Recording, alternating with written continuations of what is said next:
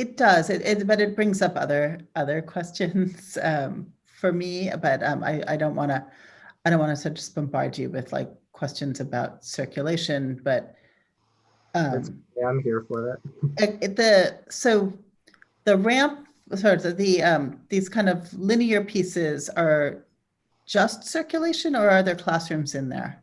It's more of a gathering space above, and then the bridge itself is just purely meant for circulation. And I considered potentially calling it out as maybe an exhibition space for art pieces, kind of utilizing the natural daylight in that upper space.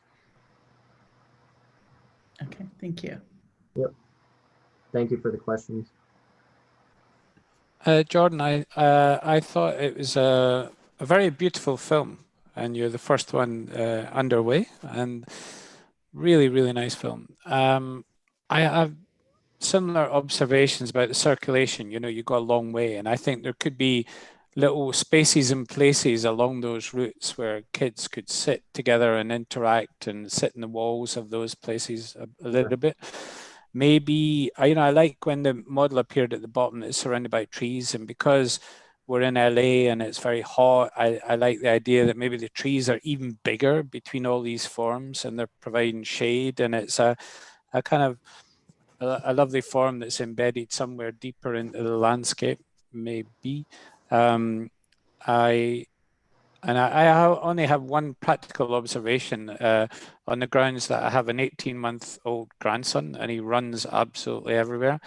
And it's just the practicalities of these sloping forms in a school coming quite so deep down. But I think all of that can be dealt with, and it can also be dealt with by landscape and so on. And the beautiful patterns that you have on the outside of these things, maybe they could vary a little bit more to express the different components in the brief. Might be my only other suggestion, because the final thing I might do is travel through your project at a kid's eye level. We normally travel through it at 1.5 meters at human eye level. Right. It'd be really nice to experience that project as a little kid and Yeah, just yeah. see what it really feels like. And then that might give you the answer to how to tune the edges of the forms you create. But again, I repeat, I thought it was a really, really lovely attempt and a really lovely film. That's where I am. Yeah. Thank you so much. I mean, Jordan, there seems to be an interest in, you're almost entombing or burying the program proper, and you're displaying the circuitry. If I'm understanding it correctly, most of the classrooms and gathering spaces are in the feet of these bars, or I'm going to call it a constructed ground, which seems to have a very close relationship with the actual grade and a lot of the more subtle topographies that you're manipulating to condition play areas and circuitry on the ground level. And so that the kind of fuzziness, that seems to be the brief of this particular section of the studio. I think that's a clear thesis that you're beginning to get to, that ClassROOM is somehow built into the ground or entombed in it, and that the only thing, the highest contrast or the highest resolution, is the circuitry. So I like that as a setup. I think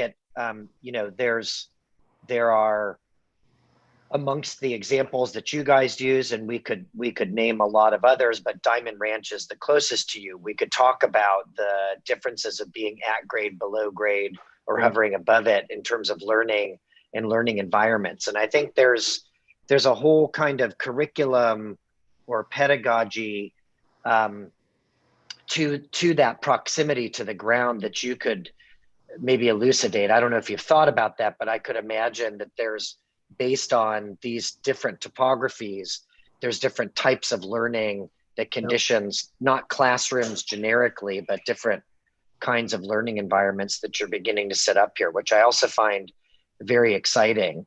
I have to say the name of the project and the reference to the reef and the fact that you're next to the river, to me, raises a lot of questions about hydrology and how you might be dealing with spreading grounds and or some kind of controlled flooding. which you didn't really talk about, and I'd love to hear more about that. But I find it curious because I guess if I was thinking about that, one of the things that I could put in the way of danger, let's say, would be a highly redundant network of circuitry. In other words, if I was going to put something as close to the water as possible, it's what's currently at the top of your building, which seems the most removed from the water. Yeah. It seems to be an idea that that's the most durable and the most necessary to abstain from flooding. Whereas, you know, because of the geometry that you're using and the kind of matte, meshy network that you have with all of the intersections, it speaks to a kind of redundancy and excess of circuitry that I could imagine flooding out that would potentially curate different access points and ways of moving through the site seasonally or during, I mean, I know that LA River floods seasonally, but you know, El Nino would have a lot to do with that and other things that affect Southern California that I could also imagine being interesting. But the section, yeah, I don't know. Maybe you can talk more about that because I don't understand why the classrooms are put. Maybe you're bunkering them. You know, maybe your thought is they're really resistant here. But you know, if you want to be more delicate and look at allowing the flooding, which is a very different philosophical posture than one that's defensive against it, you could flip your section. Just a thought. I'm not critiquing the scheme, just to be clear. I'm observing and just kind of curious. Yeah, curious to hear more from you, Jordan. No, that's actually a great point, and I wish I could say that I was thinking about that when creating the design. I did not think about flooding. With that being said, that would be an interesting opportunity to investigate. Considering all the different channels created by the site that I created, I think it would be a unique opportunity to see how we could sort of move the water back to that river space, and kind of flipping the organization of my my program would be a way of dealing with that. The idea that I was going for with kind of bunkering it in, like you said, was really just kind of trying to create a sense of comfort. Like, in my opinion, the more kind of nestled in, the more surrounded by growth and environment, the more comfortable the kid will be, the less distracted they will be. And that was kind of the overall idea that I was going for with that in particular. But that is a great point. And I do wish I thought about that before. Jordan, could you talk a little bit more about the jump from the furniture in the classroom itself and the sort of design moves that were made there, and then how you connected that back up to the classroom unit, and then its sort of aggregation into these spaces? That went very quickly at the beginning of the narration, and I'm sort of super intrigued by these three images on the left-hand side of the grid that are stacked there, which I'd like to hear a little bit more about. Yeah, sure. So the main idea setting up the classroom versus the this kind of aggregation of the units was I really just wanted there to be a strong contrast between that interior space and the exterior. I wanted the exterior massing to act just kind of as a shell that's carrying this important space where children are learning. So I didn't want the exterior to be very distracting. I wanted to kind of set up these windows that almost created like a looking glass into what the life of the child is like, and what they're going through and dealing with inside of these interior spaces, rather than the emphasis being on the exterior. And that's why I really tried to kind of dissolve the facade into the ground and into the landscape, kind of nestling it down and burying it in the ground. in terms of bringing the interior of the site into the exterior, I actually used the George Nelson chair to manipulate the massing of that exterior massing block, using the same curvature to kind of create that unique rolling geometry of that initial base unit, if that answers your question. Yeah, it does. I mean, I think that there's something that's much more compelling about the sort of overall configuration of rooms and circulation and the sort of buildup. Again, these I'd say the images sort of in the second column, the first and second, top and middle, that's then start to unfold into these larger aggregations. And I I like very much this idea that each of these rooms has this sort of one large looking glass that maybe only shows out onto a sort of green space or a space that wouldn't be, you know, easily walked by visitors or anything else like that, so that there isn't this kind of fishbowl effect going on, but yet still gives a lot of access to light and to green space.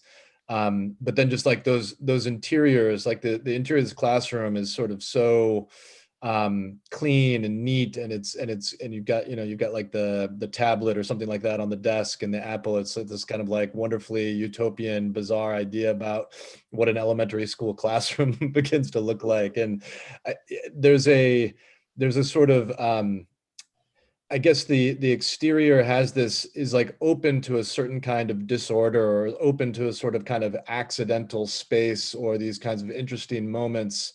And I think the interior needs to be equally sort of open to those sort of accidents, and maybe having a little bit more that shows that how these spaces could be manipulated. Because I mean, elementary school classrooms go from being these otherwise sort of clean, open spaces with lots of materials available, to being at the end of any given semester, kind of like architecture studios, these aggregates of just like endless amounts of stuff, and this kind of like massive disorder of projects and things like that, which really are kind of amazing.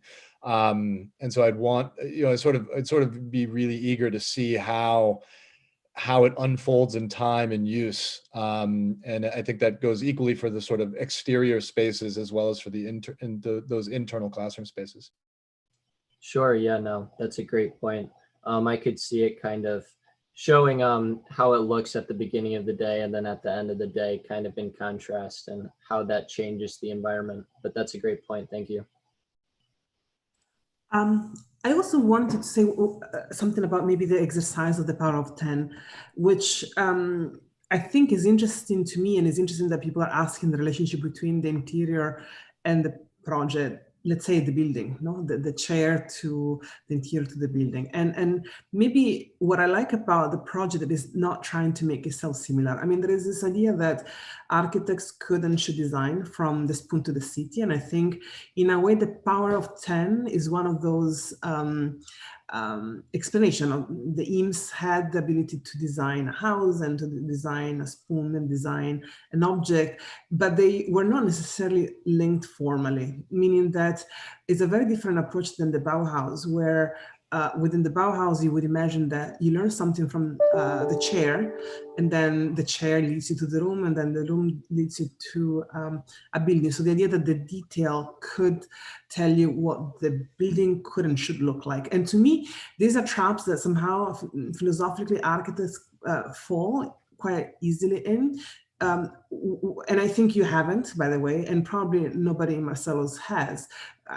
I would imagine that basically what I'm trying to say is that not the fact that you design something stylistically at a small scale doesn't mean that that should be the way the building looks like, when then suddenly you go from the scale of the furniture to the scale of the building. I think they're philosophical positions, meaning can you stylize everything? And if you are given the chance to design from the iPad on the desk to the building, would they all look the same? And some architects would say yes. Some other would say no, but there's somehow the presence of the architect and the designers, or certain kind of strategies are everywhere.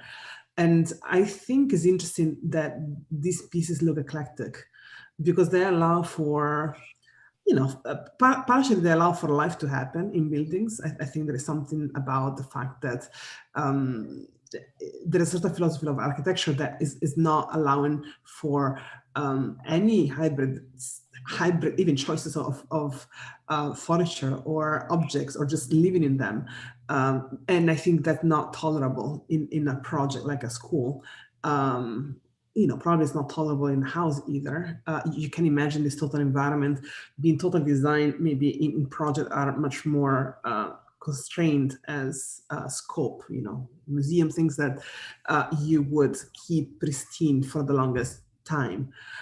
So to me, it's interesting the difference between the total design and the power of 10 and what I think happens today with the multidisciplinary approach to design that architects naturally have, because we're using tools that allow us to move from one skill to another without being accountable for the making of the objects we design. So which also is interesting. We don't need to go through actually expertise or the fabrication or the actually making in order for us to design and visualize them. So anyway, I want to say this because I think we're looking at the mirror board. The tendency of the studio seems to be the one of letting them, these different scales of design, not being a stylistic approach to each of those steps. Yeah, I think that was, I'm going to say almost the painful part of this studio was not allowing yourself to fall into that trap. Because you start in these details and you start to kind of fall in love with certain elements of your design, and it's really difficult to not get stuck in a certain mode of thinking and try and only work in that same exact methodology. But yeah, that's. I just want to. There's one moment in the project that I think kind of contradicts that. Unfortunately, though, I wish in a certain way you were a little bit more hard on yourself and followed Elena's advice, and maybe like the kind of let's just say like the disconnect between scale. And the one thing that I find it's both disturbing and potentially amazing, which is the texture map.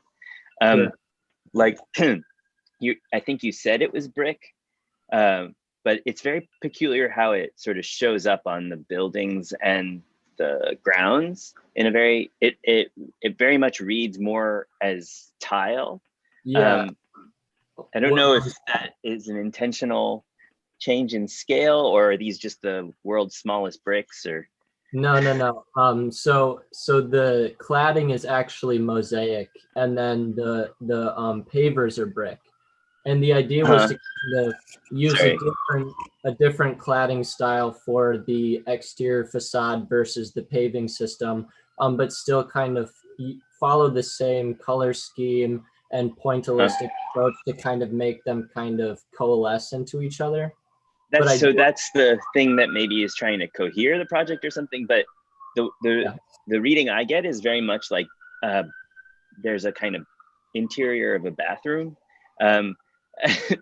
My general feeling, and especially like after David's comments about all the water being in there, kind of slushing and all of a sudden I'm beginning to look for the drain and the toilet fixtures and things like this. So it's interesting to think about there are a lot of, like, especially in Japan, you see a lot of sort of heavily tiled surfaces, Japan, maybe in Hong Kong and so forth. Like, and it's not so prevalent here in Southern California.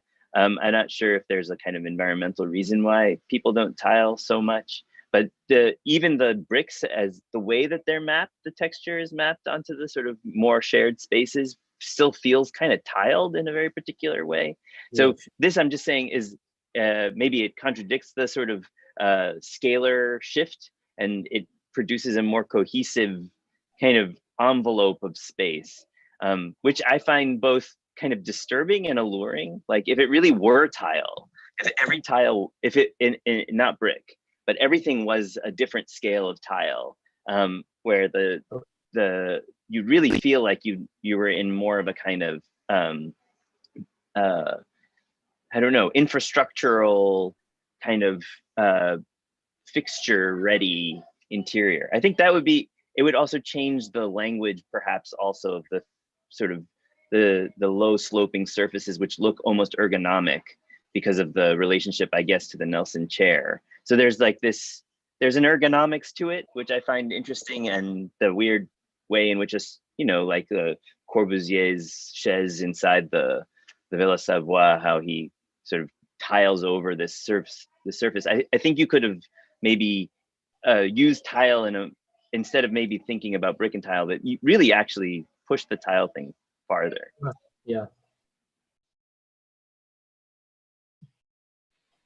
Okay, we're actually getting to the end, unless there is, I'd like to allow a little bit more time if there's anyone that has any final comment, being the first one, otherwise we'll move on. But this is a great conversation. I'd like to pick up just on Elena's point. I think I completely agree. I don't know if we, there'll be flaws and there'll be obviously things here and there, but there was definitely an idea for the studio not to kind of fall into that trap of like repetition of the objects, even though materiality, certain aspects, texture, in some cases seem to have carried on, or maybe the editorial side of the students trying to kind of put it all together as at the end can also maybe move in that direction. But I think, anyway, but thanks again, Jordan, you've done a great job. And I like when you can actually answer for the studio and I don't have to get in. I think that's a great thing right there. So I'm happy to help. Thank you, everyone. Thank you, Jordan. Thank you. Well done. Okay, so Kate, you're next. You'll take it away. Yes.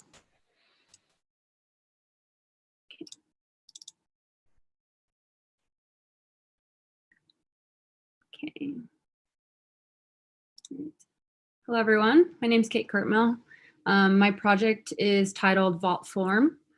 With inspiration taken from Eames' molded plywood chair, this design focuses on the aggregation of malleable surfaces and linked curves to make a collective form.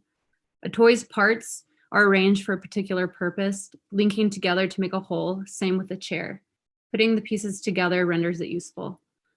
The results of this approach come together as a village, a community of classrooms which produce an aggregate that is between an ambiguous landscape and a succession of varying vaulted roofs. A classroom is linked to a courtyard, is linked to an amphitheater, is linked to nature and a place to play. Although separate, they serve a purpose as a whole.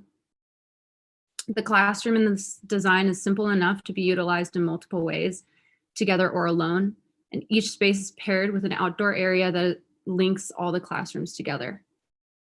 On the site, the design aims to produce an informal cluster. The forms create a village built on top of an ambiguous site plan that alludes to unseen levels.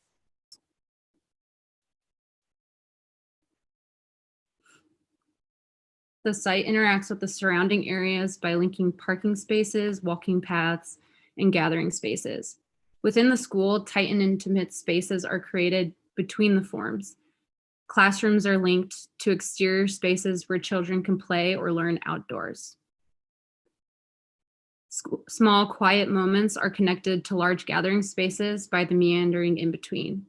These spaces appear and disappear, alluding to a pliable relationship between parts and whole. When put together, their use is known. Stone and tile and wood are used in tandem and move with the curves, outlining or merging surfaces when needed. They move in and out of the landscape to create multiple levels of play and learning, but stay within the human scale. Within this design, the classroom becomes an important part to the whole. Without it, the whole wouldn't make sense. The classroom becomes a place of flexible learning as well as communal play. Vault form is a collective form where all parts are different but equal, and equal a whole. The classroom forms have a reason to be together and work alongside each other, creating continual feedback between them. Vault form becomes a part of the community within it and around it. Through the variation of spaces, a rhythm of activities become the driver of its use.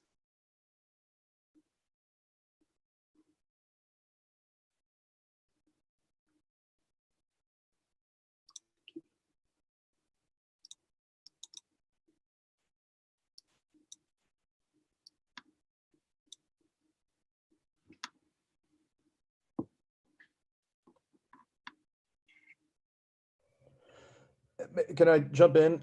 I want to like this project a lot. Off the top, I'm having a hard time connecting it to an elementary school program.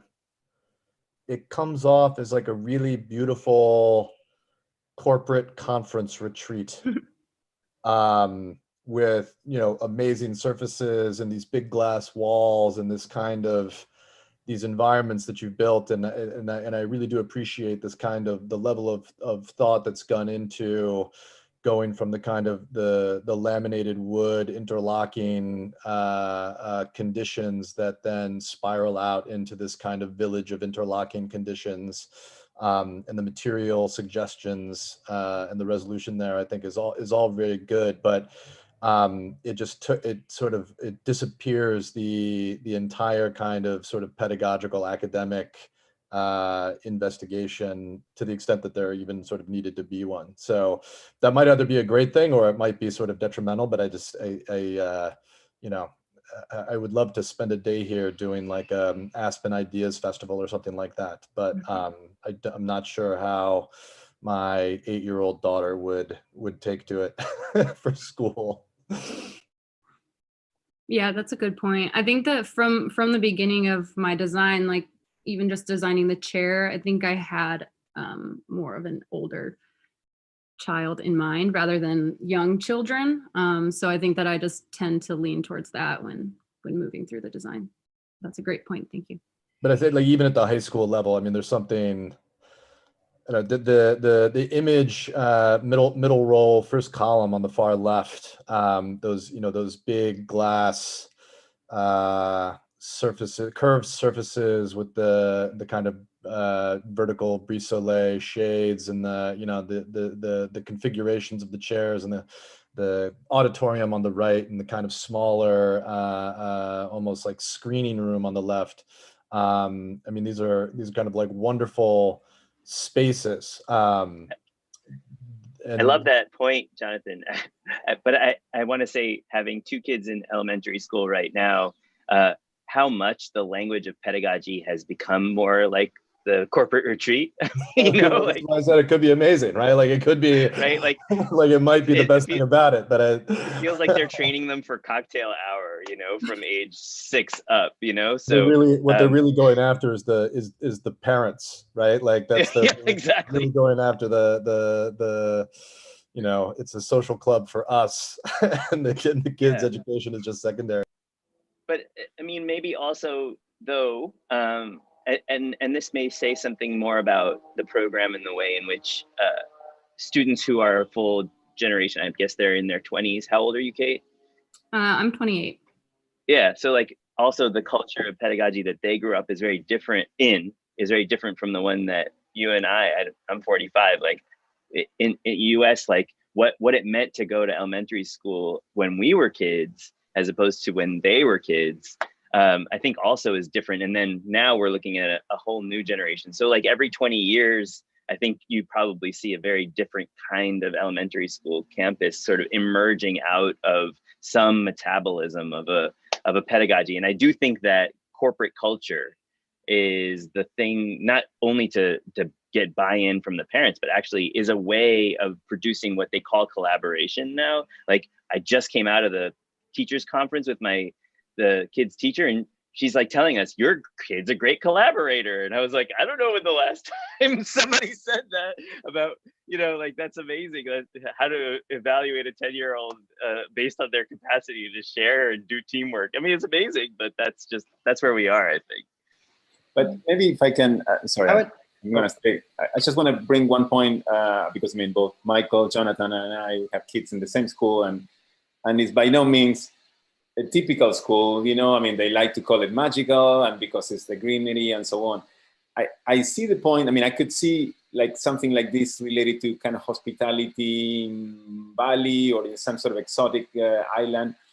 I could also see a kind of Waldorf school taking on this situation, because of the materiality, because the sort of earthiness and so on. So I think the comment, I agree with it, but I think it has a lot to do with the problematics of what school buildings are, especially in this country, and our maybe collective inability to see that there are a lot of other possibilities. I mean, we had like Giancarlo Massanti in Colombia show, I mean, stuff that you could see architecture-wise is not like out of the world, but for schools, it's like super radical. You could never see it in America.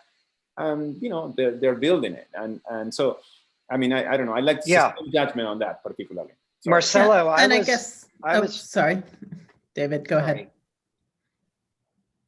All right, I'll be quick, Mimi. You can no jump worries, in right no after. Worries. I mean, I was reading the Waldorf side of this because of all of the wood here, and I think, Kate, there's two materials here. There's a kind of excessive woodiness, and there's also seems to be a mineral-esque ground, and those seem to be, there seems to be a desire to make those very tactile, and to that extent, I would relate that kind of third teacher concept, if you will, to the materiality that we see coming out of a Waldorf curriculum. Where I think the misassociations start is in fact through the vault. You know, if this was more of a Catalan vault, a very low vault, and these ceilings were lower, and I was just in the vault, I'd never be able to look at it. So that the aerial view of this is very different than the elevations, I would argue. The aerial view is reverberating between the mineral-esque and the wood.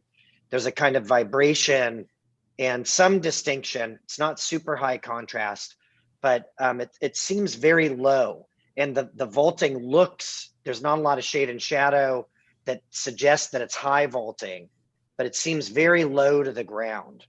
And I think that lowness, and the Catalan vaults, Andy may know of another one, but those are like amongst the lowest vaults you can build without them collapsing that I'm aware of.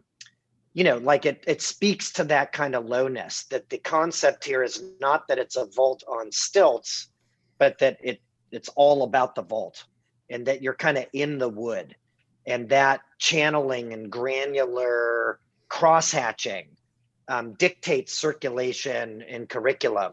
And as I descend into the minerality, that becomes more molecular and more multi-directional than it is granular. I mean, I could see those kinds of ideas beginning to come through if I saw plans. I'm imagining what your plans in the more mineral-esque part of this are like. But, you know, two different organizational concepts, one more a field of modules, one more granular, but really kind of pressing that vaulting concept, as you're calling it, so that we can't escape it. Right now, in a nutshell, and I'll hand it over to Mimi after this, I feel like they're too high and too pitched. So I can get under them and away from them. And that is exactly what gives it the kind of corporate, airy, buoyant sensibility that I think Jonathan and Michael were pointing to. It has the kind of airiness of those larger estate-like spaces, as opposed to something that's, you know, well, almost productively claustrophobic. You could say cozy for little kids, you know, to Andy's point about scale before, and Elena's about scale, powers of 10. Anyways, I'll hand it over to Mimi. I will echo sort of questions of materiality here, because I actually think that's where there's a lot of success going on in terms of the kind of wood vault form, or probably, I imagine these almost like sort of a glulam market structure vaults, like there's probably a secondary set of structural elements in here in the curves, but in my mind. But I think that one of the things that is giving it this corporate feel, if that's the kind of the narrative that we're sort of talking about, is the furniture and the furniture layouts. And I wonder what would happen, like, if we stripped this back and sort of didn't have this has to do with like fidelity of rendering at this scale and the kind of at this time in a project, right? Because we're seeing these sort of lobby configurations, like that's what makes us feel like this is going to be a corporate retreat. And I think if we were to sort of step back from that and really kind of look at the spatial relationships that are being provided, I think there's some really nice, very much within the Waldorf tradition. The furniture itself for me is more Eamesian, is less Eamesian and more Schindler in its sort of use of plywood and things coming together. And I think that like the idea of the wood screens with the vault would give us a really nice sort of spatial environment in which to learn. So I would sort of hesitate. And I know the powers of 10 sort of model here was to sort of link the scale of the furniture, the classroom furniture to the building, but I would almost want to just actually strip that out of the design at this point and allow the kind of architectural elements, the tectonic elements to start to regenerate and sort of reinform what those pieces might need to be.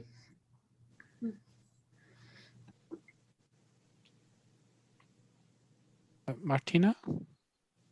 Oh, hi, yes. Well, I was going to say I agree with Mimi on the materiality. I think that is the big success in seeing the shape of the spaces with the conjunction of the material. And, you know, I too also had the similar feeling that it looked a little more corporate, a little Apple, Silicon Valley. But I also would want to think maybe that is a progression of where our teaching is going and our learning is going into clean lines and the progression of technology starting to come into the playground. And I feel like this starts to adapt that desire to have more natural elements, especially at the very early stages of elementary and play and spontaneousness, along with, the progression of where society is and how we are. I mean, I'm in between everyone. I'm in my 30s and I have no idea what kids are doing as far as, I have a friend who has a son who says, I'm having Google talk to Alexa. So I think that there is this language that's happening with this, where the folding, the vaulting of it is kind of coming in between the pedagogy of the societal combinations. I mean, I agree with what everyone else is saying in materiality and space. And so I'm trying to just add a little bit more to how I'm starting to perceive this, this design. For me, I take the point about timber, but I absolutely love this project. And I think that the fact that it's modular means that it could be very easily built, and that makes it potentially very sustainable and low carbon emissions. And I think that the color, the texture, the life, and so much of that comes from the kids themselves and the clothes that they wear, the interventions that all the teachers, the tutors make. So, if you were rendering this as a film, you'd have big white walls and you'd have huge video screens nowadays. And you have done the power of 10. But if we took those timber elements out for a second and we replaced it with the colorfulness of the normal furniture in an elementary school, it would bring the whole thing to life.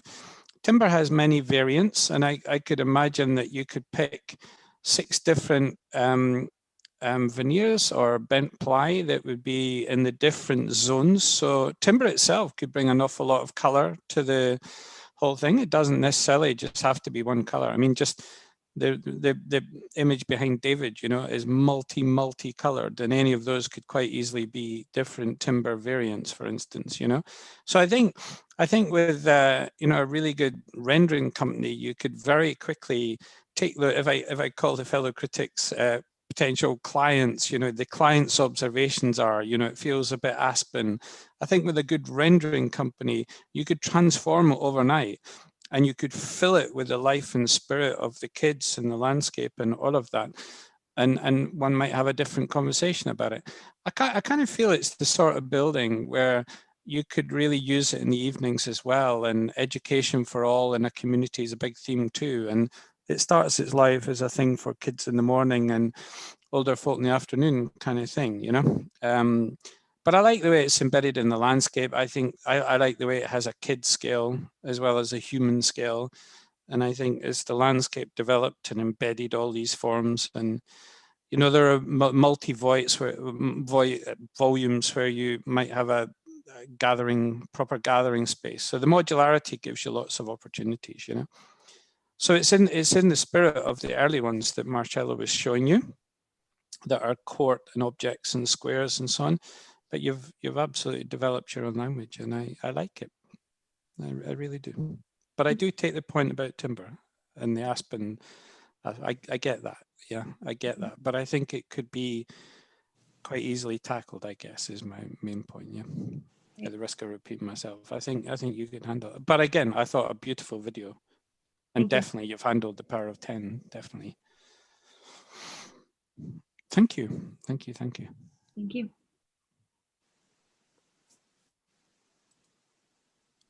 Hey, unless there is any final comment, we can move on. Okay. Thank you so much, Kate. Great work. Thank you, everyone.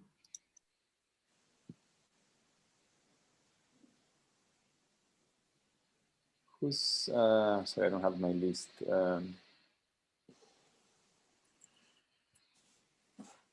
Emily, who's coming after? Yixin.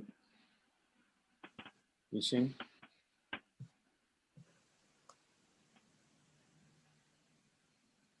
Is she here? No.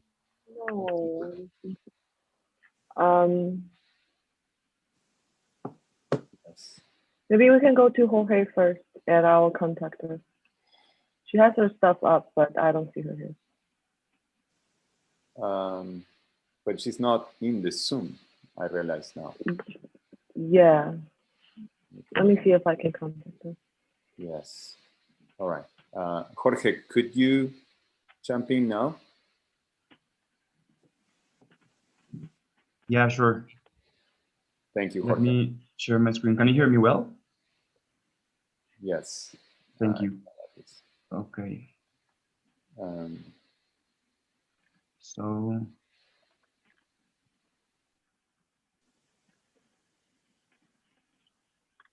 Okay.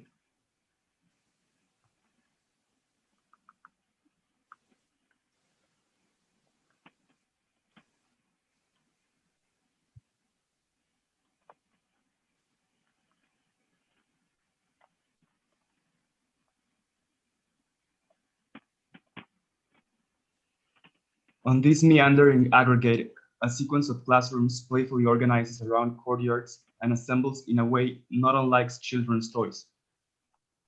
The objects and furniture design inspired by the outlines of Alvaralto's pine chair collect together to form a classroom.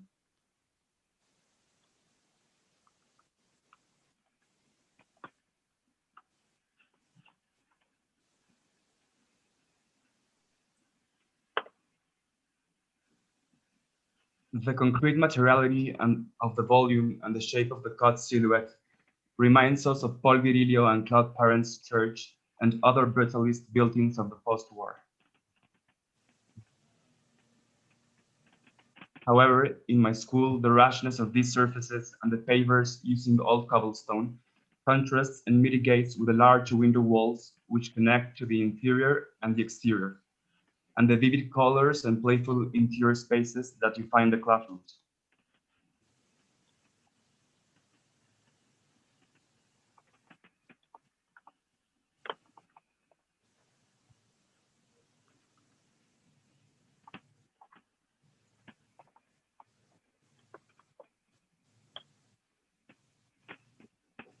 The composition creates hallways and voids that engender a sense of mystery.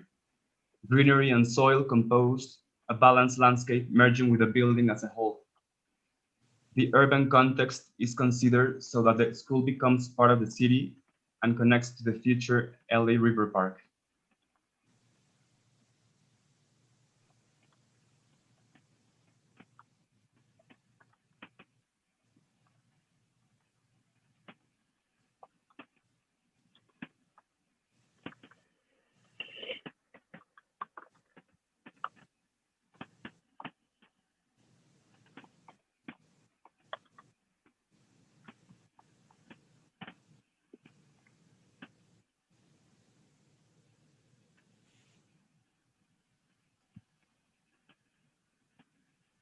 The project's ideal is to create spaces that call to be discovered, providing children with a sense of comfort, joy, and curiosity that allows for an improved learning process.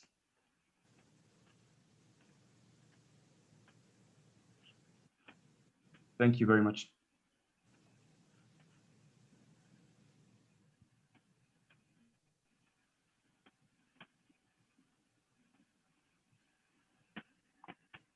Jorge, could you share your mirror board? Yeah, sure. Put it like the entire window, and then you can move away like some of those windows and so on, and make it as clean as possible. That would be great. Thank you. Of course. Here's like the overview.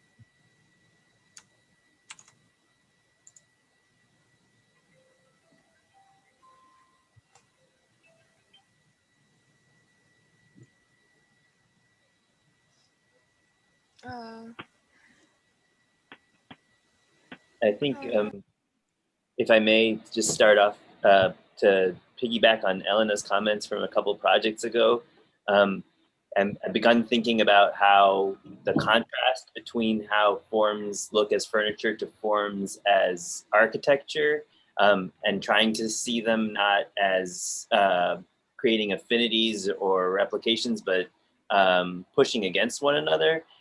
To maybe like follow the sort of didactic impulse of the studio. And here, I would argue that I think the ergonomics work curiously better at the scale of architecture than at the scale of furniture, weirdly, because even though they are based on the alto curves, which I think are, you know, which was the alto precedent that you picked?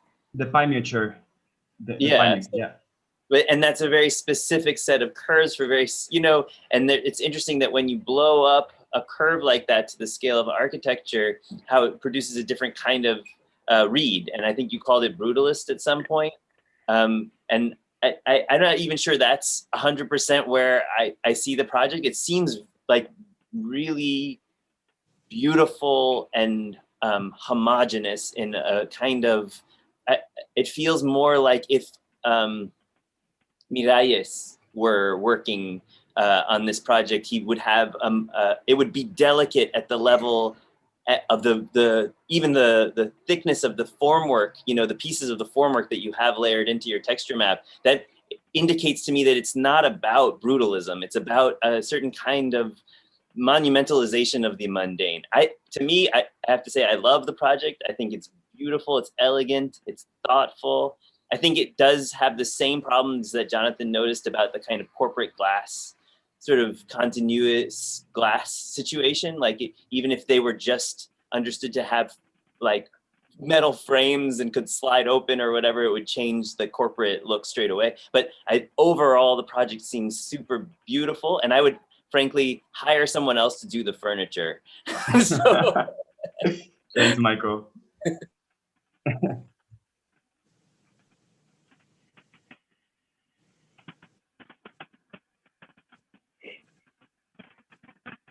I have to echo the comments. I liked the project. I liked the detail. I also like that you populated it. I mean, I know sometimes looking at this renderings and animations with people and cars, and it just, you know, it gets another kind of representation that maybe is not belonging to schools, but to the profession. But I do think that it works very well in this project because it does riff of the idea of the reality. I mean, I think the entire project, because of the texture mapping, because of the trees, because of the setting, feels like it is coming together as an explanation of how a reality would be. And I think it does actually, it's not just about selling a project to a client. I think it's actually about the material quality of the project itself that need that kind of reality and the color of the wood and the relationship to the nature to be understood. So if in many ways, I would say I wouldn't find it attractive. I think in this project, exactly this kind of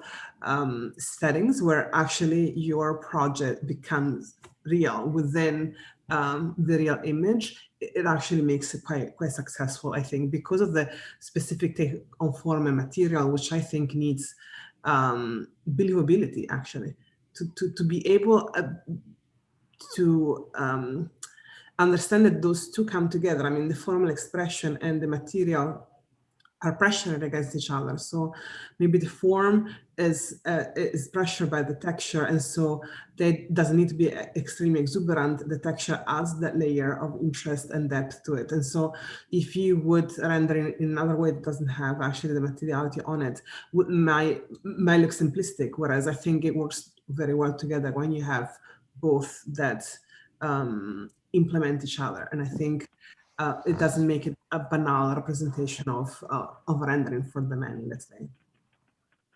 Thank you, Elena. I really like it, Jorge. I really like it, and I thought the reference to Enrique Marias was very good, and his attention to detail. I come from Scotland, and I just couldn't propose a project like this because the weather in Scotland is so bad. After 6 months, this would all look terrible. But in California, I find it very believable. And when you turned on the sun paths and the architecture of shadow came into play, I thought that was really good. And it's playful. I mean, it's playful on plan and it's playful in elevation and section. And that's surely no bad thing for an elementary school. And yeah, it's got colorful interiors. Maybe the surfaces between these objects are a little bit more colorful as well. It might bring the whole thing to a little bit more life as a school, but really, really nice work. Yeah. Wouldn't work in Scotland, but certainly you're not designing for Scotland, you're in California. Thank you very much. You lucky people. I would echo other critics. Go ahead. Oh, sorry. And the kind of beauty of the project and the kind of formal language that you've developed here is really nice. If I was to critique anything, I think it's the way that the spaces in between the buildings and the way that the building then connects back to, I think that's San Fernando there. Maybe in many of the projects that we've seen, there's certain conventions of representation and conventions of stuff, curb cuts, parking lots, things like that. And of course we want things to look realistic, but I keep noticing in all these projects, sort of large stair entryways of, kind of lots of low stairs leading into things. And I wonder what happens if we start to question these spaces in between with the same kind of attention that we're questioning the classroom itself, and that maybe not rely so much on, there's a lot of representation of planters, of trees and planters, of stairs, of curb cuts, of, so, we could start to think about a higher level of vocabulary for what these things might be that, are these, gravel that turns into a perforated brick, like to allow for, sort of more rainwater to get back into the ground, I know that, at this level of project, these are, very small, that could be seen as a very small detail.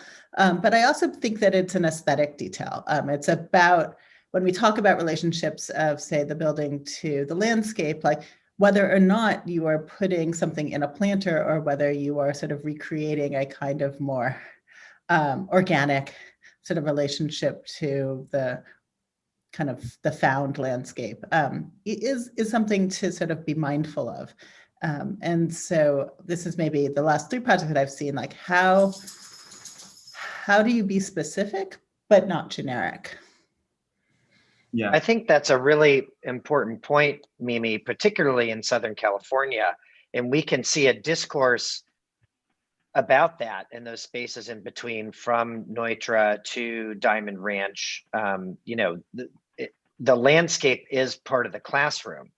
That was a big part of Morphosis' proposal for Diamond Ranch. And so the distinction between the furnishing of the exterior space and the facilitating of it as part of the curriculum is equivalent to the interior of the building. And so I think, Jorge, one thing that struck me about your project, I'm maybe going to be a little more forgiving than Mimi. I thought the first two students were trying to construct a ground. Now, they didn't come out with an argument for ground as another form of classroom. There still were, I think, pretty anemic spaces in between, but they both tried to bury some building mass in the ground, and there was some attentiveness to it. In yours, Jorge, there's a much higher contrast between a kind of courtyard structure in the center and then these two semicircular arrays of aggregates on a ground plane. And I think that, obviously the high contrast and the discussion that Elena brought up earlier, I think is a really compelling one and an interesting thing to think about. And I guess, it seems to me that there was an effort to begin to deploy the alto curves only in plan with reference to the ground, and then in section with reference to the buildings and interior spaces to produce a kind of vaulting. I wonder if there were ways that you could think about deploying it in section also to collect water. I mean, this is speaking to some of what Mimi was talking about. It would collect water, could potentially grow things, but those slopes and contours that are different than stairs and shears, could set up different opportunities for learning and just ways of navigating. The gravity of that landscape would become quite different, and our ability to understand the curves that we're seeing as profile lines in other spaces becomes something that's more haptic, I would argue, and gravitational than it is something optic and aesthetic. And I think it's could be one way that you could activate that ground. I mean, obviously you could make the opposite argument that it should be in high contrast and you shouldn't use those curves for it. But either way, I think the discourse of the outdoor classroom, which is how I would just resituate some of what Mimi was talking about, I think becomes really important to any of your schemes in Southern California, and how that goes further than the examples that we know. Morphosis was kind of fetishistic about it. This is where flooding and the kind of excavatory sensibility of the last scheme, there could be a much more volatile relationship with the exterior here that's maybe more contemporary and has to do with the Anthropocene and different post-Enlightenment concepts of nature rather than the grooming and manicuring and domestication of it.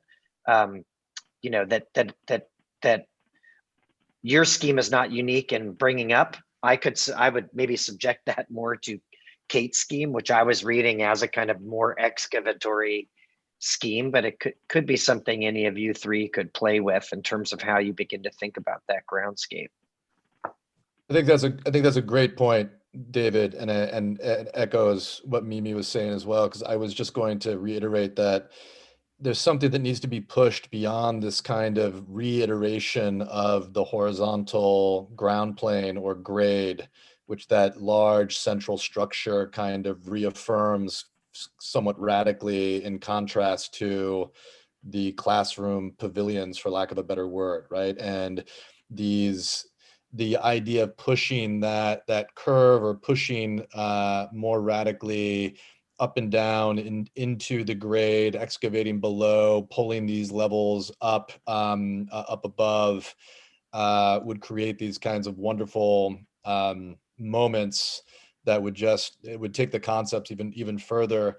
And I wanted to draw that less towards the kind of geological and Anthropocene that David was talking about, and more to a more sort of ideological position about about child rearing and kind of liberty, and there was there are these moments in the film where you've got the kids kind of playing on the roof, and there are all these like situations which look like there's absolutely no way that California regulations would ever let someone build a school like this, because it's just liability waiting to happen. But then I thought that perhaps that's sort of one of the strongest arguments that it's making, that it's like, if you could even push it further and allow for more of this kind of up and down between the various different grade levels, and use all these various different elements that Mimi and David have been talking about, you would have this kind of physical argument for this kind of exploration that the children could kind of make as part of their pedagogy. And it's, you know, something along the lines of like Jonathan Haidt and free range parenting, and against the kind of coddling of the American mind and all these kinds of things, that you'd have a kind of physical form that was really pushing that moral position forward. And so there's a kind of ethics, there's a kind of sort of ethical framework for what a school should and should not try to control for the children, or for the pedagogical framework, and really sort of, you know, allow for these moments of risk. And so even then, when sort of Data was talking about sort of flooding in floodplains and all these sort of horrible things could happen, I'm like, well, that'd be great, because then the students are sitting there having to kind of like figure their way out of these disasters that are happening, and they become sort of subjected to these crises in miniature. And if there was a way of sort of incorporating that, even though I agree with Michael that the furniture is not really there, there's that moment where there's like this bridge inside of one of those images where you see they're like inside the classroom, where the kids will be climbing up and falling 8 feet and breaking arms. It's like, that has to be okay, right? Like that has to be what the environment allows for, because it's what the world is going to be like. And so rather than trying to create a sort of bunker, you are creating this kind of, you know, risk calculus that the pedagogical and architectural language is foregrounding.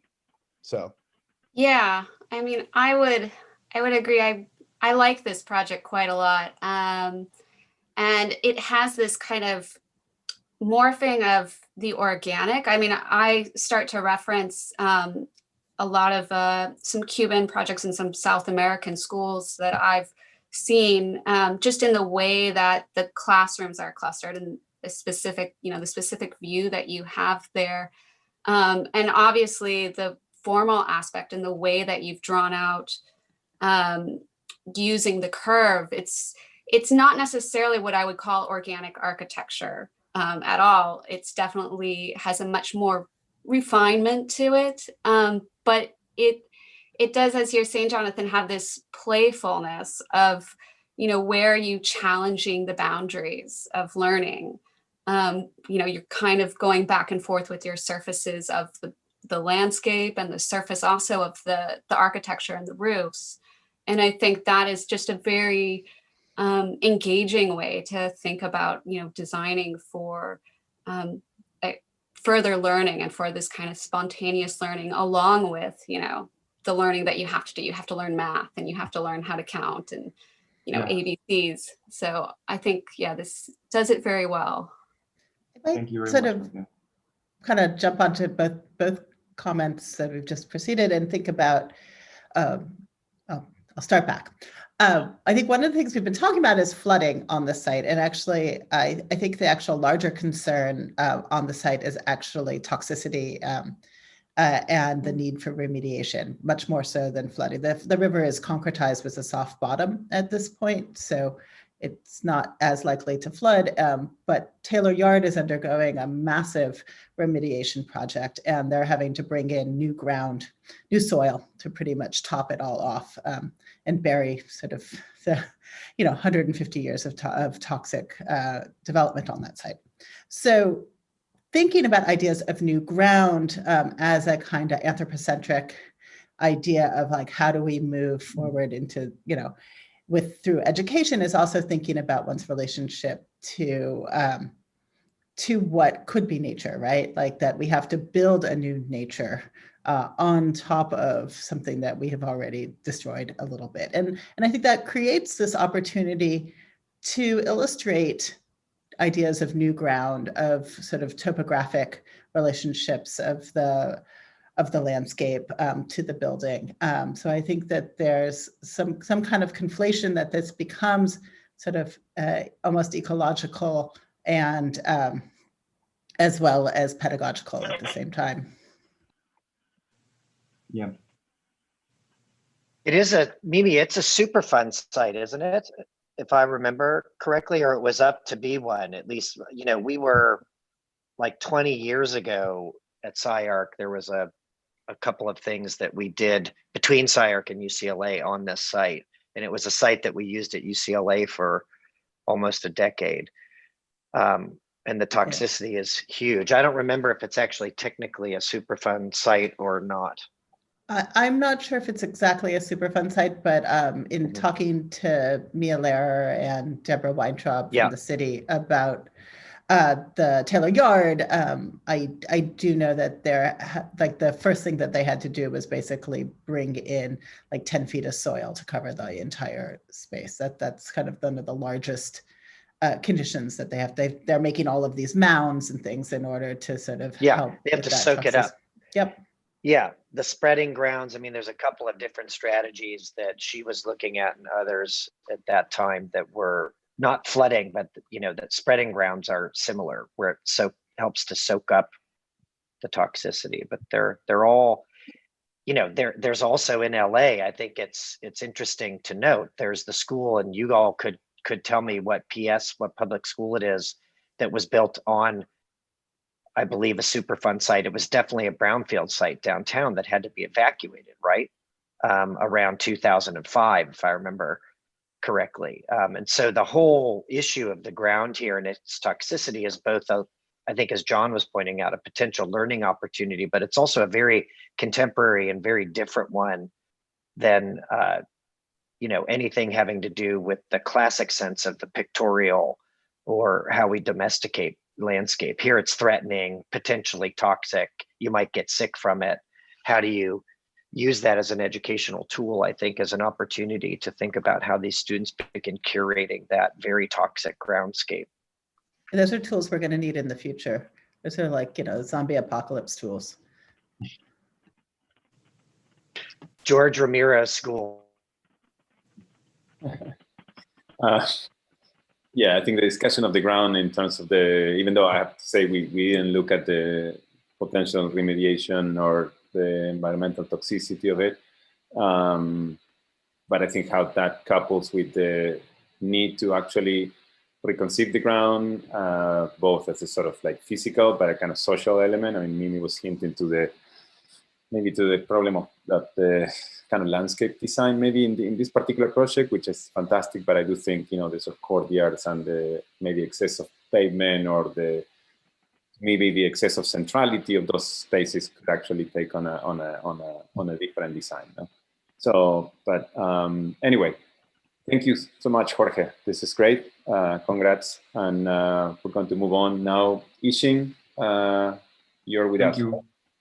Thank you all for your comments. And thanks, Marcelo. Thanks for the invitation, and everybody. I have to jump off for a different meeting that I have to prepare a little bit for at noon. So thanks again for the invitation to be one of the reviewers, and good to see you all. Really fantastic work, and I look forward to seeing or being invited back if I can be. Thank you so much, Jonathan. Okay, always great having you. Great work, everyone. Good to see you, Jonathan. Bye. Yeah. Bye. Okay, Yixin, now you can take it away.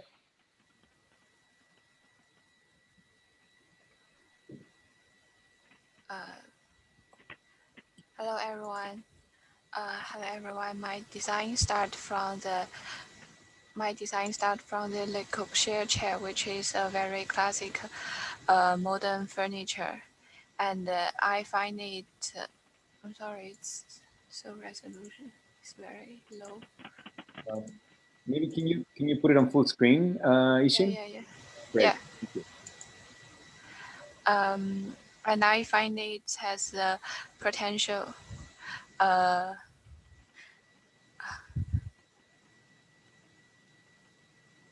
I find it has the potential of making complex space with the interesting space for interpenetration and combination of volume. The volume of classroom is generated also by aggregations of smaller pieces, so there are more variation in height and angle, and and then the combination and the landscape still follow the same rule of aggregate. The material of the combination stay in the monastic simple style, but there is a construction of vivid color of inner and bland color of exterior to make more interesting and children-friendly atmosphere. The combination of the classroom on the actual side, there are more variation in size and different levels, so they are divided by different function. As there are more aggregated cluster for classroom and small art pavilions. The different cluster interlocked and by the circulation and the public space. In the reflection of school walls, there is a meaning of dreams and aspiration projected onto the facade. With every facade clad mirror, it both absorbs and reflects the landscape around it. So the exterior will seemingly disappear as the interior draw the viewer into a kaleidoscope of light and reflection as mirage.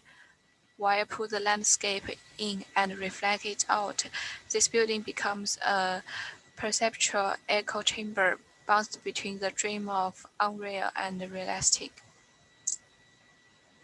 That's all. Thank you.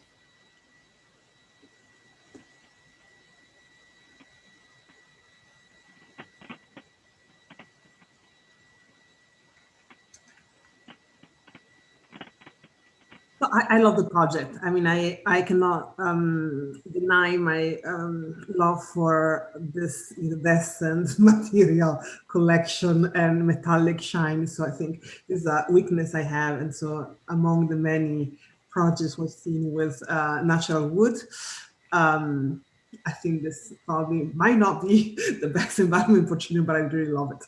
That being said, what I like also about the project is the idea of this cannibalistic approach towards form, that not everything is predeterministic in the sense, and I think that's true for many of the projects. I mean, I was looking on Miro, so I was just looking at everybody's work. And I like the fact that the furniture and the interiors, yes, they suggest how you could use them, but also they leave some open interpretation, which I think becomes important to have that kind of freedom and this detachment from typology, which I think it's ingrained in our society and is ingrained in education, but somewhat there are moments where one could release certain specific things and release clarity towards opportunity. I like the interiority, the fact that things might look like couches, but they're not couches. There's so many, and they are things that could be moved and changed and rearranged. And in a way, you have the similar approach to the project itself. And I have to say, I think this is a very California idea of a school where classrooms are on their specific building, which I, as every parent here, have been going through school visit. And you see, this is a weird typology that somehow does not exist in Italy, where there is a building. All the classroom inside the building and all the infrastructure was here seems like there's a sprawl of classroom, and the outside is what you walk from going to class to another class. So there is an individuality of the building, which I always find, specific to Los Angeles, I would say, or maybe United States for other jurors that come from different cities and they find this as being familiar, but still weird for me that you would imagine every class to have its own volume. But that being said, given the site and given the low density and given the relationship with nature, I think you've done a good job also not being as specific as you could and should maybe with the classrooms, and it becomes more opportunistic the way in which they can be used. So I'm just giving you probably I'm the most sympathetic in the jurors just for the eye candy quality of the finish and materials and the boldness of the coloration inside.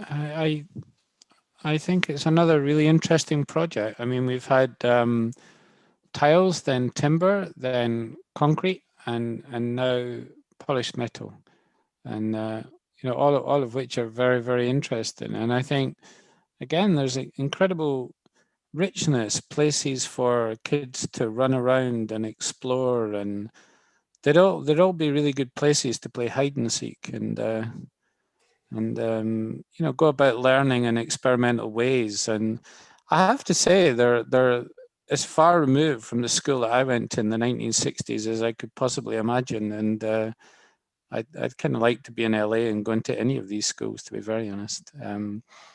But I congratulate you, actually. You know, same thing. I just think it's, is this just one semester, Marcelo? Is this one semester of this work? Yeah, this is one semester, and it's the first semester. Wow. Wow. So it's really just kind of 10 to 12 weeks. Well, 15 weeks. 15 weeks, yeah.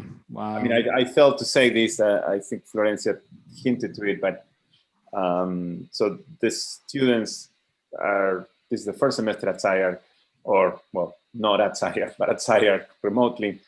And so we have like half of our population, and I think half of the studio is actually in China. So Yixing is actually, where are you, Yixing, right now? Where in China? Yes, in China. In which city? I mean, In Nanjing. Nanjing. Yes. Great. Thanks for waking it's up. Funny. I'm sorry, David. Forgive me. I'll say it very briefly. I was with CJ Lim all day today, and at the Bartlett, and his students. It was quite extraordinary. You know, they were in China, Canada, Korea, Melbourne, London. You know, and just this world that we live in now. I guess, David. I guess you're in New York. I guess you are. Yeah. But nope, it just still in Hong Kong. I know, with the backdrop. But it just blows my mind. It absolutely blows my mind that, you know, I'm sitting in a little place in Dorset down by the sea, and you can just reach out to the architectural world now. And it fills me full of joy that even from the bedrooms with this dreadful disease all around the world, the work is so full of life and color and spirit. And it just gives me hope for the future, you know.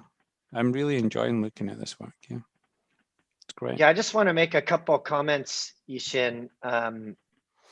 And thanks, Marcelo, for having me. I'm going to have to split right after this. It's nice to see the jury, and this has been a fun conversation. But, you know, I think there's, you know, whether it's timber or mineral-esque or reflected steel, there's immense opportunity to think about how those materialities and environments begin to cultivate a curriculum or learning opportunities. And I think your project, more than any of the other ones that we've seen, builds upon the legacy of graphics, the psychology of color, and the way that that begins to resonate with a curricular agenda. You know, usually you have color-coded classrooms, there's wayfinding, there's a whole encryption system of graphic design and color that comes out of still usually a kind of mid 20th century aesthetic and logic of color coding and the psychoses that goes with that. I think your scheme starts to really critique that and question that, and I think introduce new content. You know, there's the roofs I find very fascinating. They look kind of like solar panels, and you know, I don't really care personally. I don't care if they are. They could be. They'd be believable as that. But the hatching of them and the way that lines are being used in a number of different ways, hatches, lines, panel seams, etc., is just an interesting idea about drawing on the site. And one thing that the reflected metal does is it bounces and reverberates the efflorescence of those colors. So it's going to give them volume, you know, instead of them just being on the planes and the surfaces that you're situating them. You know, all of the steel that you're using here is gray, which is a particular choice. that's quite neutral, at least if I'm reading the project correctly. Some of it might be colored, but at least where it is gray, it picks up the pinks or the other colors that are neighboring it, and it produces these volumes of color, if you will, which I think, you know, kids would be super curious about. You know, they love reflectance, and anytime that light does interesting things. So there's a lot of optics, refraction, hatching, behaviors of color, as opposed to color conditioning our behavior, that I see going on in your project that are immense learning opportunities. And I think, you know, it might be worth just cataloging what some of those are, because I think those could essentially be a roadmap for a curriculum of the future that doesn't disregard graphic design and color or go against it as part of the history of institutionality of education, but says it could be mined in a very different way, in a way that approaches landscape in a way that does different things than it did when it was cast as the protagonist of curricula circa 1950. And so I think there's a very compelling thesis here that could be explored if you didn't look at that explicitly. But I find it very exciting, and I think very cool scheme. So great to see everybody. Fun to be at SciArc for a couple hours. Thanks, Marcelo. Take care, everyone. See you. Good to hear you again. Happy holidays, David. Yes, happy holidays. Enjoy the snow. Michael's sitting in the sun. We're digging our way out. Yeah, Michael and I were talking about that earlier. So, all right. Cheers, everyone. Take care. Bye, David. Good to see you. Hey, you see my name is hovering over that iPad image, Yixin. And yes. I think the reason for that is that I'm kind of obsessed with that image. It's the first time I'm really seeing in this review a boundary that I think needs to get crossed a little bit, maybe more forcefully, because if anything has been proven to me in the last year is that the difference between sort of physical embodied play and its mediation on a screen, we haven't really found yet the kind of warp hole that connects those two in any really significant way. One of my kids plays with something called Osmo, which enables the camera on your iPad to basically map your environment. And so what you're doing in your environment and what you're doing on the screen become kind of continuous with one another, or at least mirror one another.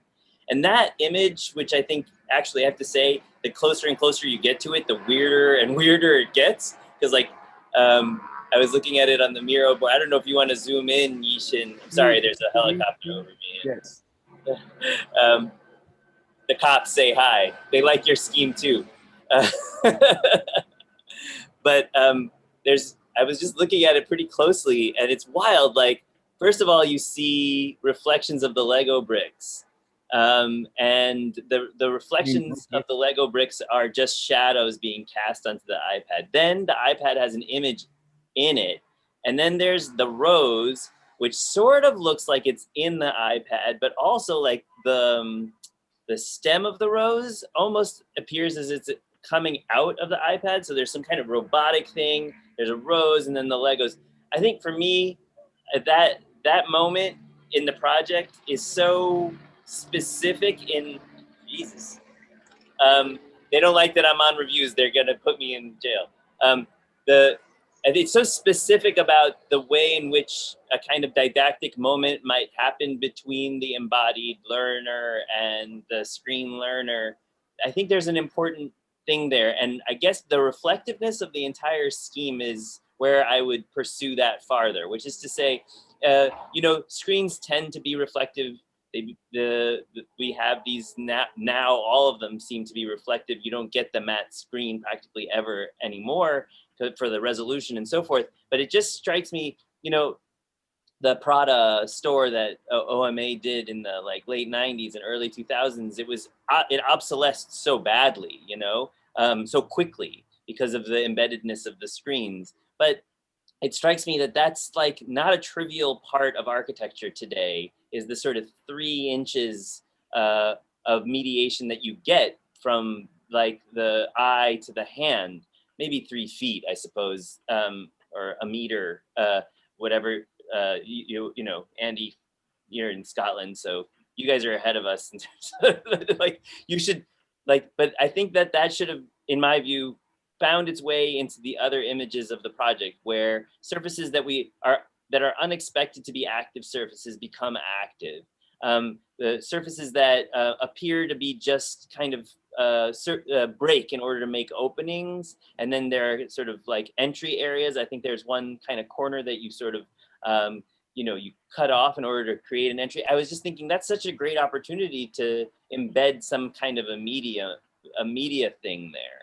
And so I guess following on Elena's earlier comments, I love the project too for its reflectivity, but probably for the promise that reflectivity behind reflectivity is not just an image of me, as it were, kind of virtualized in the mirror, but an image of something that also is me engaging in another virtual world. So I don't know if that's where this project sort of started off, but it weirdly didn't pursue that in I think as scientific a way perhaps as it could have.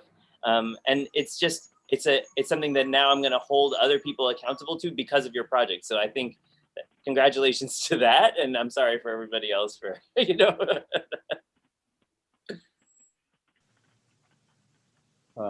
Thank you. No, that's a great comment, and thank you, Yixin. Yeah, I mean, I think there's some kind of, you know, yumminess to this project and the reflectivity, and we were talking with her about the .icon project in DesktopX, you know, as obviously kind of a really important reference, you know, of that. But it's true. I mean, I think David was making it, and again, this is not the studio for that, but clearly one could consider not just metal, but glass, and, you know, which will get to that level of reflectivity, and certainly maybe solar panels and so on. So this is not, you know, I mean, I think the beauty of the project, it's not only to say, well, it's a piece of art, but, you know, it wouldn't work, that maybe ways in which one could actually make this thing really performative. And I think the reflectivity will engender all sorts of interesting kind of relationship with playfulness, with, like, you know, with just, like, you know, things going on, no, in and around the context of the classroom. So thanks so much, Yixin. I know it's super early for you, so thank you for joining us. And you know, sorry we had to wake you up, but okay, so we have one more project, okay, and that will be the end of the morning session. Okay, thank you. Stop sharing. Yes. So thank you, Yixin. In Nanjing. Yixin, where are you? Which city? Nanjing. Oh, no. I'm just Yuxing. Sorry. Yes. Hi, Marcelo. I'm in Suzhou now. Okay. Which is very close to Nanjing. Oh, thank you. Okay, take it away.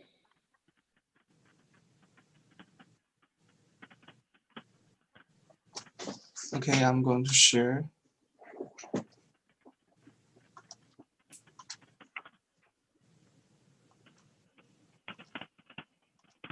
Can you see that?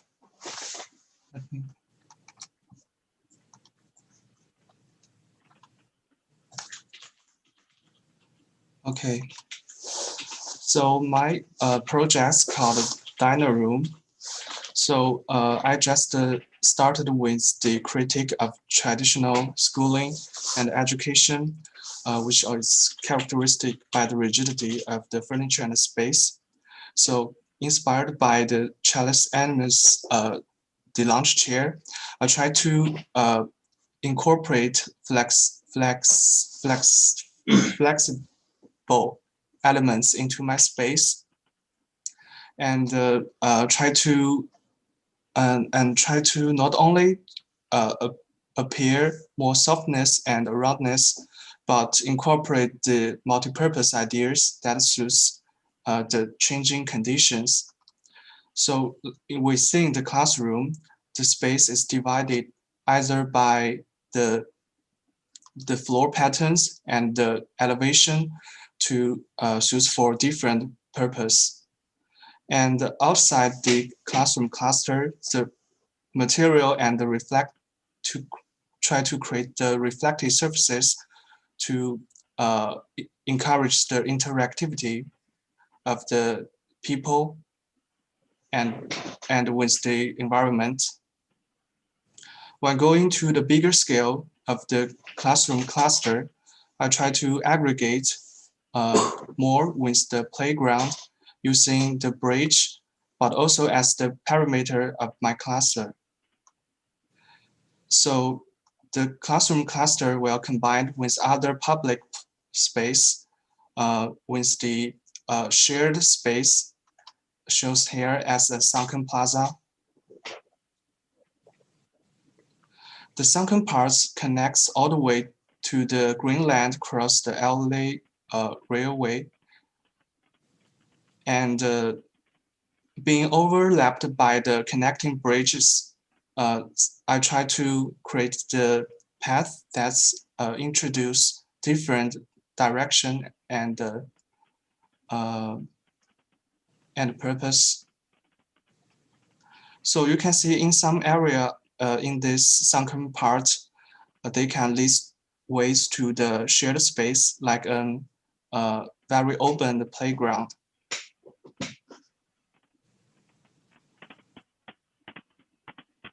The pattern in the sunken parts can also be the racing path for kids to play. When all these clusters combined with each other, the parameter of the whole school has become very flexible, which introduce the environment into the whole cluster. And the space face the streets.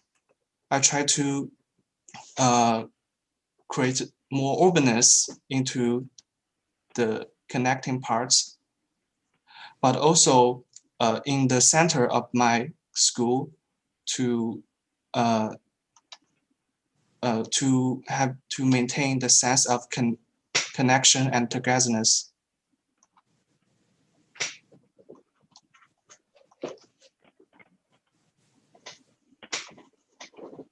Yeah, thank you. That's all mine. So thank you, Yuxing. I have to say, I love your project too. So I think I have a weakness for, as I was texting with Marcelo with this eye candy, colorful, glossy finishes. And I think your project is exquisite also in the relationship with the ground and the graphic. I mean, if before, the one before was all material and no reflection, I think yours also has the quality of the grounds. I mean, I like every detail, even the starting with the retro TV and the quality of the furniture, the choice of all the materials here. I mean, it's just really incredible, I have to say, the level of sophistication that you guys got to in the first semester remotely. I mean, I think I really love that classroom here when it rotates. And I do think that this project does what I said at the beginning that you shouldn't do, but still it's so good that doesn't matter. So the fact that the furniture becomes the building repeats itself. I mean, it's a project for an architect that designed everything. And I think did not leave any possibility to, I think to hybridization.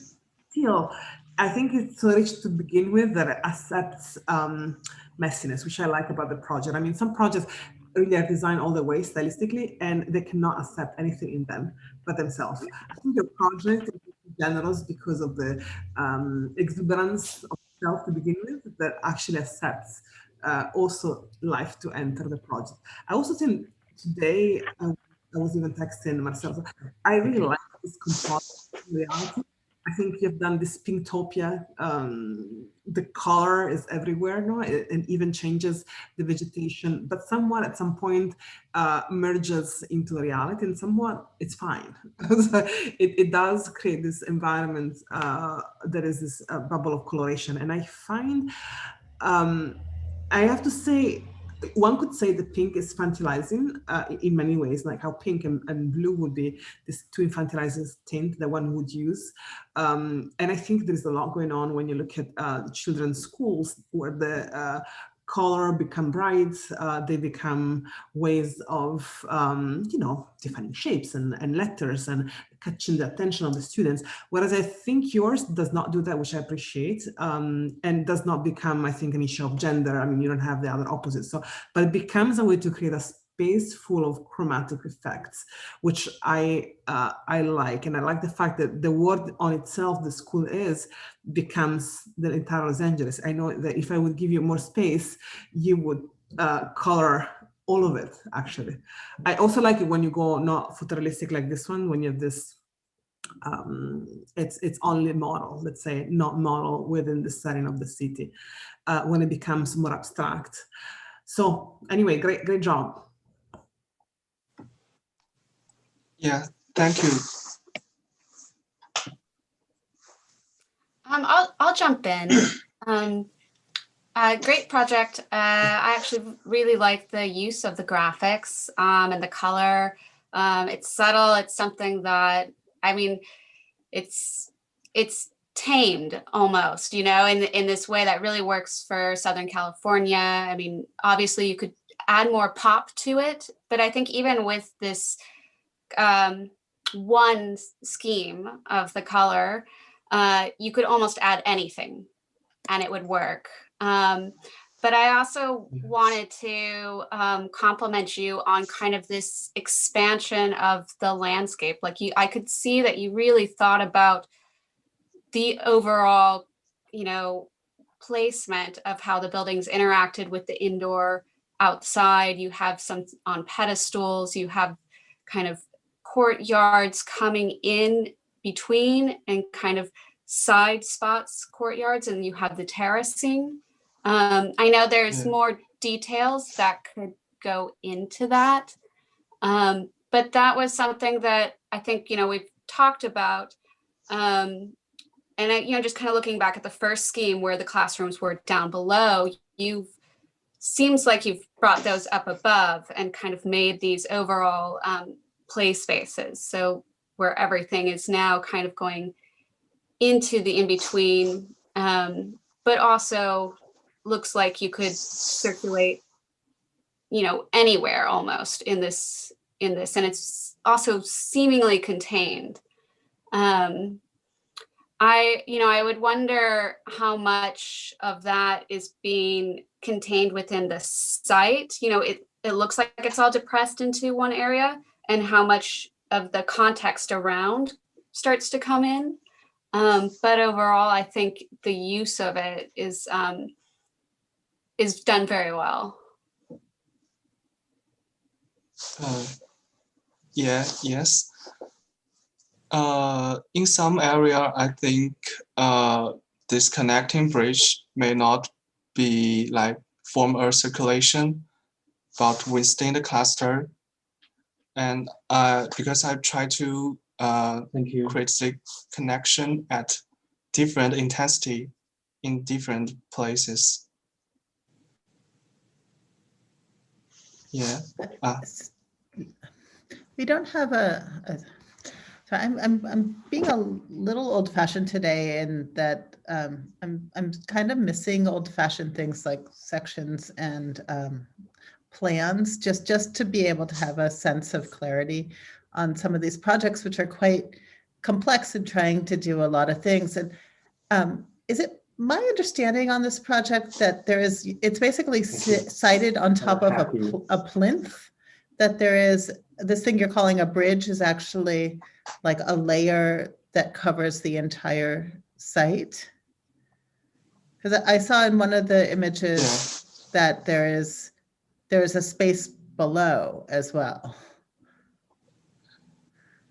Yes, like the bridge that connects the theater part here and the clusters, they can be workable on the surface, but in some parts they can just be like a shading panel, I think.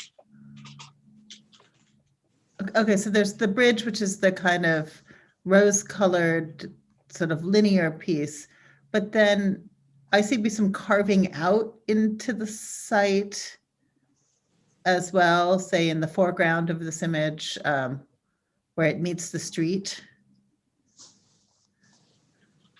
Yeah. I guess it goes back to questions of ground, it's in the one that has all the jacaranda trees in bloom, with the purple trees with the pink, the spaces where there's the darkness underneath this one level, where the ground plane seems to have lifted up. Yeah, yeah, I can see this here. This part is designed as the way to the underground parking lot, because I want to separate a large area of the parking to both underground, but also the front of the site. Mm-hmm. They can also like imagine the parents are going to pick the kids so that the kids can aggregate under the plaza, and then they can just separate the circulation, I think. Yeah, I'm asking this. I mean, I think it's successful in its sort of integration of chromatics and a kind of almost evenness of deploying these different pavilions across the site.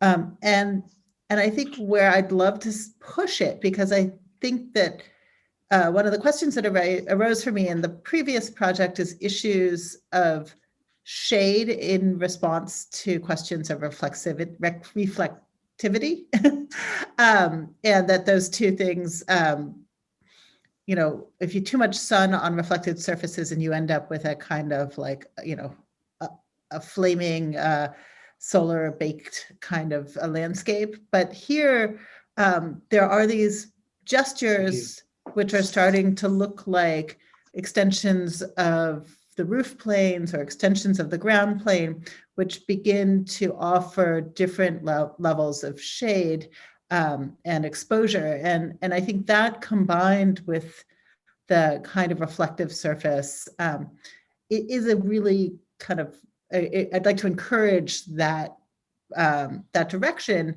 as a way to still allow this kind of experiential, interactive kind of dreamscape without it sort of becoming a sort of solar nightmare. And so when thinking about this kind of lifting up of the building, creating new ground, carving then back down into it, how those things become sort of gestural elements that begin to create large pockets of shade, and that those large pockets of shades can then become classrooms or outdoor classrooms is interesting to me.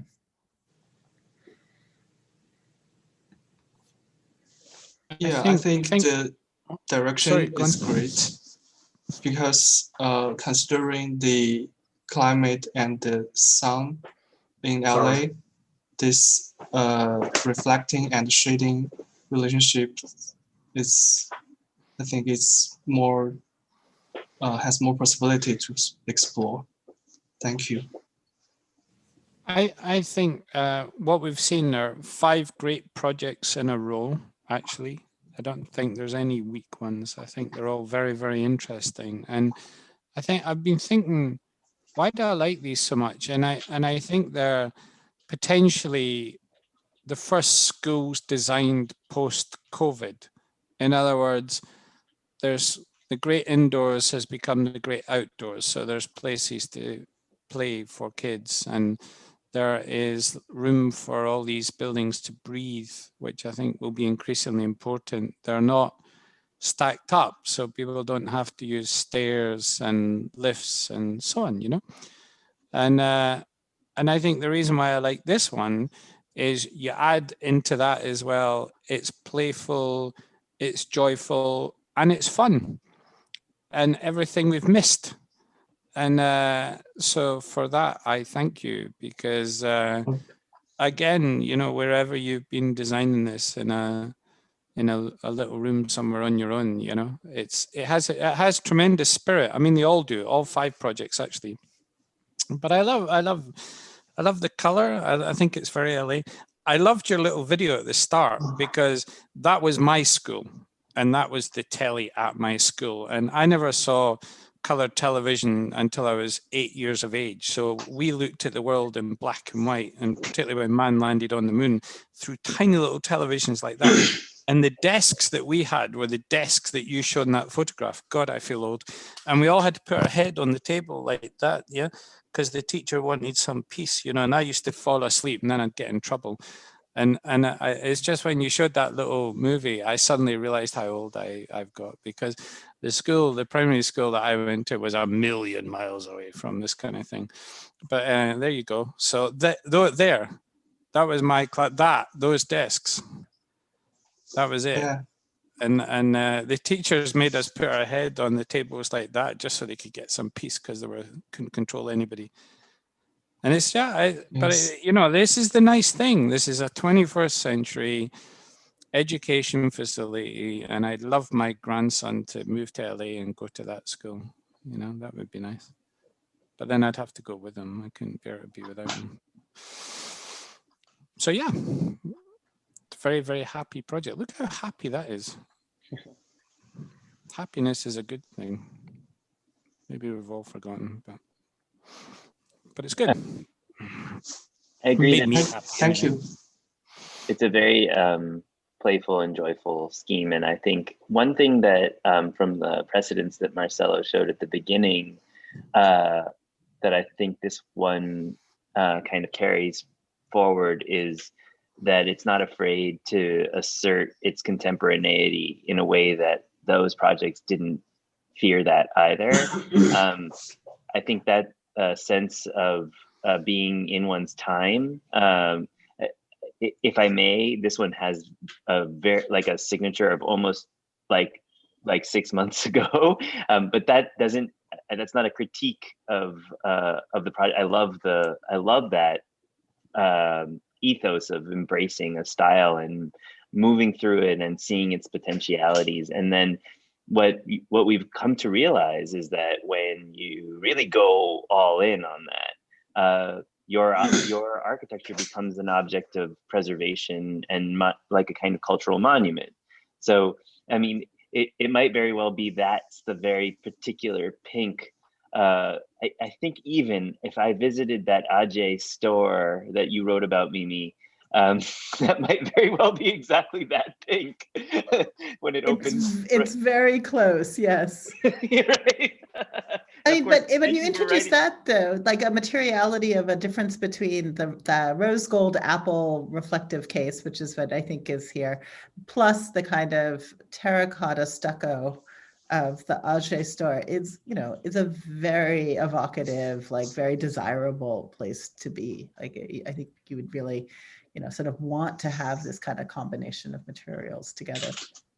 Yuxing, you should definitely, when you get to LA, you should go visit the store and also read Mimi's beautiful review of it.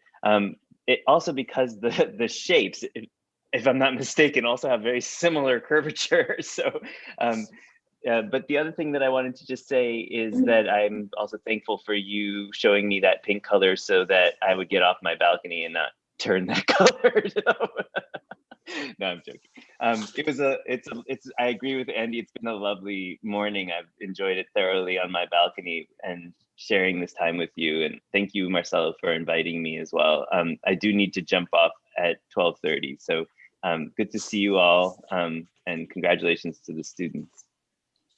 Yeah, thank you, Michael. And yes, actually, that's in our morning. So I wanna thank the students for the terrific work you guys have done. I mean, you should be super, super proud. But I also want to really help our jurors, fantastic jurors that, committed their time, especially, as I said, the last day of the week. Some of you guys probably 2 weeks of reviews.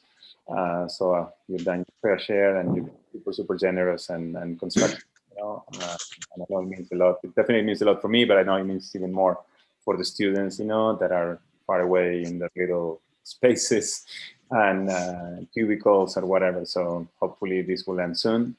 But yeah, I mean, I think the comments have been great. I think there's a lot of points to make. I'm not going to dwell too much into it. I mean, there's a record of that, and we'll talk with the students after the end of the second session. So again, I want to extend my thanks to everyone. You know, those of you who have some left, but Mimi, Andy, Carlo, Elena, and oh, Martina, sorry, you guys I'm looking for the non-colored members. And yeah, this is great. I was commenting with Elena, I haven't taught this studio before. I don't know if I'm going to teach it again, but as happy accident goes, you know, this was actually a good one. And I thoroughly enjoyed, you know, teaching the class and playing with, you know, the students, which are immensely talented. So I wish the jurors now, you know, happy holidays and definitely happier and much, much better 2021. I think it will be, you know. Thank you, Marcelo. Thank you, Marcelo. Congratulations to the students and to the beautiful work you guys have done, and happy holidays. Yeah, you're not allowed to clap anymore at universities, I don't think, right? So I'll just go, yay, jazz hands, and yeah, fantastic work, and just fantastic. Marcelo, can someone send me a link to the Miro board that I could look at over the weekend? I'd just love to. I will, absolutely, yes. But it was truly wonderful, and SciArc's alive and well, and happy holidays, my friends. Yeah, wherever you are, stay healthy, stay safe, and have fun, whatever you're doing. Okay, my friend, thank you. So nice to hang out with all of you today. Congrats, students. Really solid work from you. Solid work from Marcelo. Nice to be in conversation. We'll see you all soon. Bye. Bye. Bye. Bye, everybody. Bye, bye, bye. Bye, bye. Thanks, Bye. Marcelo. Bye, bye. Bye, bye.